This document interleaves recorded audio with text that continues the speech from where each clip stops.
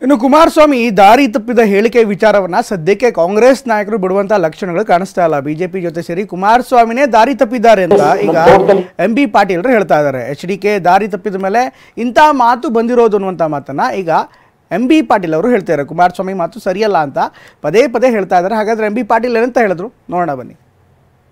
ಕುಮಾರಸ್ವಾಮಿ ಅವರು ಗ್ಯಾರಂಟಿಗಳಿಂದ ಹೆಣ್ಮಕ್ಳು ದಾರಿ ತಪ್ತಾ ಇದ್ದಾರೆ ಅನ್ನೋಂಥ ಹೇಳಿಕೆ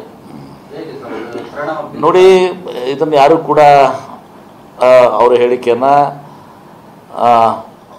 ಒಪ್ಪೋದಿಲ್ಲ. ಕುಮಾರಸ್ವಾಮಿ ಅವರೇ ದಾರಿ ತಪ್ಪಿದ್ದಾರೆ BJP ಜೊತೆ ಹೋಗಿ. ಕುಮಾರಸ್ವಾಮಿ ಅವರು ಸ್ವತಃ ದಾರಿ ತಪ್ಪಿದ್ದಾರೆ. BJP ಜೊತೆ ಹೋಗಿ ದಾರಿ ತಪ್ಪಿ ಹಿಂಗೆ ದಾರಿ ತಪ್ಪುವಂಥ ಮಾತುಗಳನ್ನು ಮಾತಾಡ್ತಾ ಇದ್ದಾರೆ.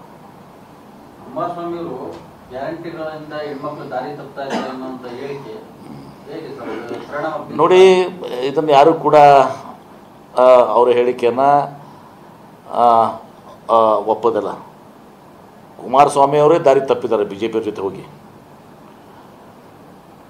ಕುಮಾರಸ್ವಾಮಿ ಅವರು ಸ್ವತಃ ದಾರಿ ತಪ್ಪಿದ್ದಾರೆ. BJP ಜೊತೆ ಹೋಗಿ ದಾರಿ ತಪ್ಪಿ ಹಿಂಗೆ ದಾರಿ ತಪ್ಪುವಂಥ ಮಾತುಗಳನ್ನು ಮಾತಾಡ್ತಾ ಇದ್ದಾರೆ. ಕುಮಾರಸ್ವಾಮಿ ಅವರು ಗ್ಯಾರಂಟಿಗಳಿಂದ ಹೆಣ್ಮಕ್ಳು ದಾರಿ ತಪ್ತಾ ಇದ್ದಾರೆ ಅನ್ನೋಂಥ ಹೇಳಿಕೆ ನೋಡಿ, ಇನ್ನು ಇದ್ರ ಜೊತೆಗೆ ಕುಮಾರಸ್ವಾಮಿ ಮತ್ತು ಶಿವಕುಮಾರ್ ನಡುವಿನ ಮಾತಿನ ಸಮರ ಮತ್ತೆ ಮುಂದುವರ್ತಾ ಇದೆ. ಇನ್ನು HDK ಬಗ್ಗೆ ನನಗೆ ವೈಯಕ್ತಿಕವಾಗಿ ಬಹಳ ಗೌರವ ಇದೆ, ಆದರೆ ಅವರು ಬಂಡೆ, ಕಲ್ಲು, ಚೂರಿ, ವಿಷ ಕೊಟ್ಟರು ಈ ಥರ ಹೇಳೋದು ಯಾಕೆ? ಬೆಂಗಳೂರಿನಲ್ಲಿ DK ಶಿವಕುಮಾರ್ ಈ ರೀತಿ ಅಂತ ಪ್ರತಿಕ್ರಿಯೆಯನ್ನು ವ್ಯಕ್ತಪಡಿಸ್ತಾ ಇದ್ದಾರೆ. ಹಾಗಾದರೆ DK ಏನಂತ ಹೇಳಿದ್ರು ನೋಡೋಣ ಬನ್ನಿ.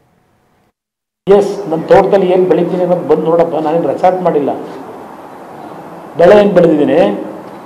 ಇವತ್ತು ತೆಂಗಿನ ಗಿಡ ಏನು ಇಟ್ಟಿದ್ದೀನಿ.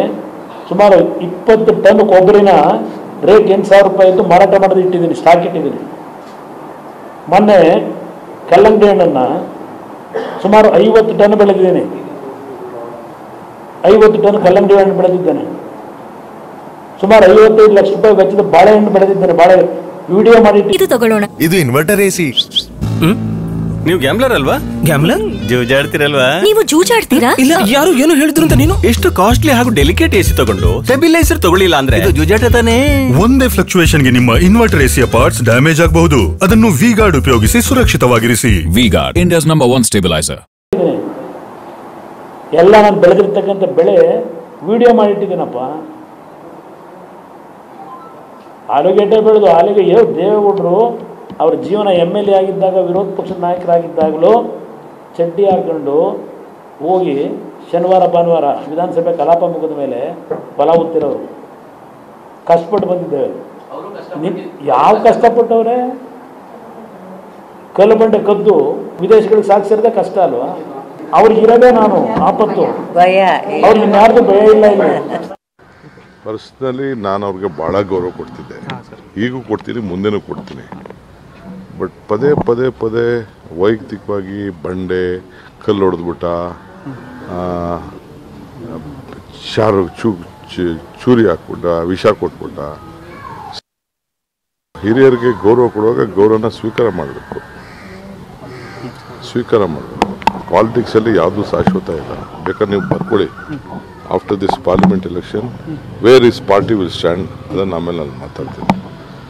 ನಮ್ಮಂಥವ್ರನ್ನ ಕಳ್ಕೊಳ್ಳೋದಿದೆಯಲ್ಲ, ನನ್ನ ಕಳ್ಕೊಂಡಂಗಲ್ಲ, ಒಂದು ಸಮುದಾಯ ಕಳ್ಕೊಂಡಂಗೆ. ನಾನು ಸಮುದಾಯಕ್ಕೋಸ್ಕರ ನಾನು ಗೌರವ ಕೊಟ್ಬಿಟ್ಟು ಅವ್ರು ಏನಂದ್ರೂ ತರ್ಕೊಂಡಿದ್ದು. But there is a limitation for everything. Personal attack, ಮತ್ತೊಂದು ಅಟ್ಯಾಕು, ಏನೇನೋ ಯಾವುದೋ ಹೆಣ್ಮಕ್ಳು ಕೈಲಿ ಜಮೀನು ಬರ್ಸ್ಕೊಬಿಟ್ಟಿದ್ದು. ಯಾವ ಹೆಣ್ಮಕ್ಳ ಮೇಲೆ ಬಂಡೆ ಹೊಡೆದಿದ್ದು? ನನ್ನ ಬಂಡೆ ರೀ, ನನ್ನ ಕಲ್ಲು, ನನ್ನ ಆಸ್ತಿ, ನನ್ನ ಜಮೀನಿರೋ ಬಂಡೆ ನಾನು ಹೊಡೆದು ನಾನು ಬದುಕೊಂಡಿದ್ದೀನಪ್ಪ. ಯಾವುದೋ ಒಂದು ಕಾಲದಲ್ಲಿ ನಾನು ಮಾಡ್ತಿದ್ದೆ, ಈಗ ನಿಲ್ಲಿಸಿದ್ದೀನಿ. ನನ್ನ ಮಕ್ಕಳ ಕಾರ್ಯಕ್ಕೆ ಅದಾಗ್ಬೋದು ಅಂತ ಬಿಟ್ಬಿಟ್ಟೆ ನಾನು. ಅವೆಲ್ಲ ಬೇಡ, ಆಯಿತು. ಅವ್ರ ಕೈಲಿ ಸವಾಲು ಸ್ವೀಕಾರ ಮಾಡೋಕ್ಕೆ ಬಿಟ್ಬಿಡೋಣ. ಅಸೆಂಬ್ಲಿ ಬಂದಮೇಲೆ ನೆಕ್ಸ್ಟ್ ಎಲೆಕ್ಷನ್ ಆದಮೇಲೆ ಮಾತಾಡೋಣ. NGO ಕೊಡೋಕ್ಕೋಸ್ಕರ ಅಪಾರ್ಟ್ಮೆಂಟ್ಗಳಿಗೆ ಬೆದರಿಕೆ ಹಾಕಿದಿರಿ.